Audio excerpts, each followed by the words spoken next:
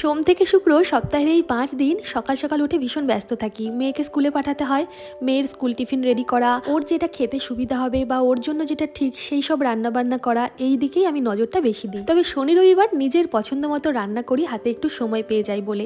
আজ শনিবার আমার পছন্দের কিছু রান্না দিয়ে খাবারের থালাটা সাজিয়ে আপনাদের সাথে শেয়ার করছি। গরম গরম ভাতের সাথে প্রথমে খাওয়ার জন্য রাখলাম মানকচু সেদ্ধ মাখা, যেটা আমি কালো জিরে, রসুন ভাজা, পেঁয়াজ ভাজা, শুকনো লঙ্কা ভাজা দিয়ে সুন্দর করে মেখে নিয়েছি। আর মানকচু দিয়ে ভাত মেখে সাথে খাওয়ার জন্য একটা কাতলা মাছের পেটি ভাজা রেখেছি। এরপর রেখেছি মাছের তেল ভাজা, কালো জিরে, পেঁয়াজ, রসুন, কাঁচা লঙ্কা দিয়ে মাছের তেলটা ভালোভাবে ভেজে কুচনো মিষ্টি কুমড়ো দিয়ে লবণ হলুদ দিয়ে তেলের সাথে কুমড়োটা আবারও ভালোভাবে ভেজে নামিয়ে নিয়েছি। এরপর রেখেছি শীতের খুব পছন্দের একটা মাছের ঝোল, আজকে বাটা মাছ দিয়ে করেছি।